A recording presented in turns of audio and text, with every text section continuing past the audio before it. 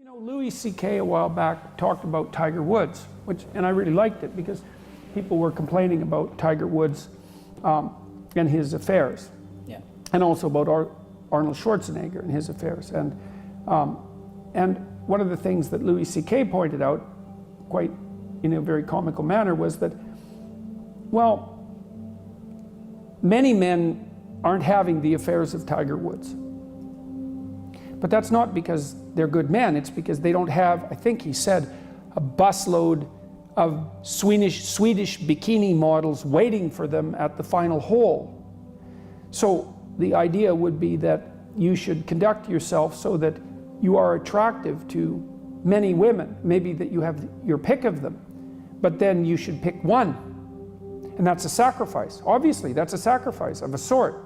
It's a strange sacrifice because, you know, I talked to someone, a comedian recently, who told me of one of his experiences in Las Vegas. So he went to Las Vegas with a sports superstar.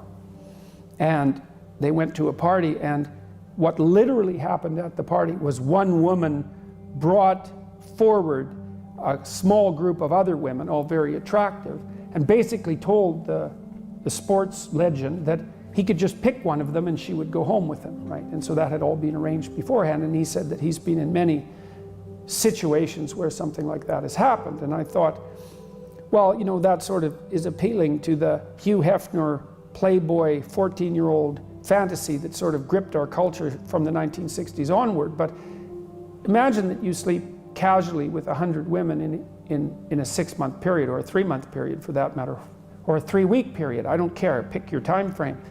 And you say, well, what, and you're ecstatic with yourself because you've been validated by this opportunity. And I'm not making light of that. It's not nothing to be attractive to women like that. It's really something to be attractive to women like that. But it isn't obvious to me that your choice to conduct yourself in that manner enriches your life and the life of other people more in any way than picking one person and actually having a relationship with them. It's only true that that promiscuous pathway, let's say, is better if you can actually divorce sexuality from all the other elements of life. You say, well, it's about variety and it's about impulsive pleasure. Or maybe it could be even slightly deeper than merely impulsive pleasure. It could be shared impulsive pleasure. But I don't think you can do that because sexuality isn't divorceable from family and from morality and from all the other elements of your life. And if you're mature, you know that. And so you make a decision.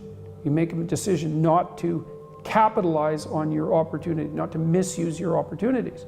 And you know, a huge part of the Me Too phenomena, a huge part of this battle that's being played out in our culture is a consequence of the failure of men to recognize that. Now, it's not only the failure of men, let me be absolutely clear about that, because, for example, with the example of the sports superstar, the women who are lining up in front of him, parading themselves and offering themselves, are deeply complicit in this pathological game. And so it's pretty clear anthropologically as well that, you know, sexual choice tends towards a Pareto distribution, especially for men. So most men have very little selection at their disposal. And a small number of men have excess opportunities. The question is, what should that small number of men do? And you might say, capitalize on it and to hell with the consequences. And like, it's a powerful argument, but I do believe it's wrong. It destabilizes the society. And so, and I also don't think it does your soul any good, because the problem with treating other people as casual sexual partners, let's say, is that you also treat yourself that way simultaneously. And I don't think that that does you any good, because you're not, unless that's what you want to be. If you want to be a casual partner, it's like, well, I wouldn't say that's a particularly noble ambition.